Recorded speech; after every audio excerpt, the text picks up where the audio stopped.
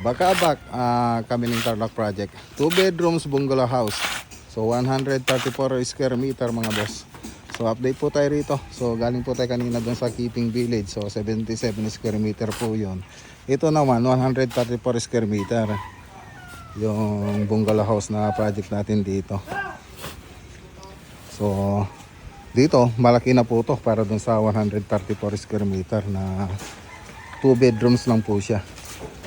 So kung gaano kalit yung kanina na pinunta natin, dito naman maluwang naman po siya kasi 134 square meter.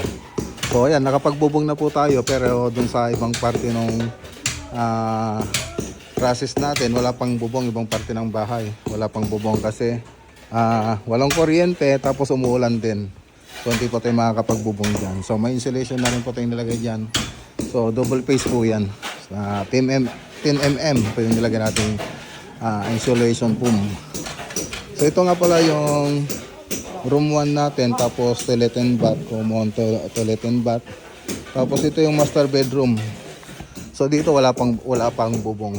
So gumamit pala tayo ng ano dito, tubular tsaka zipper links para sa trusses natin. Tapos ito po yung toilet and bath ng master bedroom. So maluwang po yung master bedroom po niya. Ayan.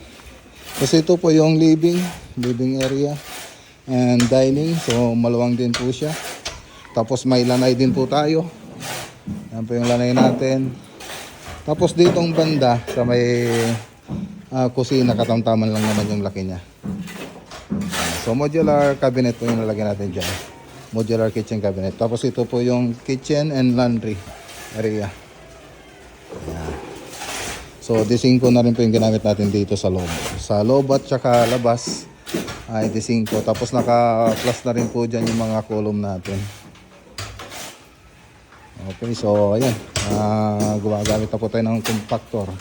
So nagre-ready na po tayo para sa pag-slab dito sa may flooring natin. Yan, so yan lang po, abangan nyo lang po yung susunod na video natin dito sa Bakabak Kamiling Tarlac Project.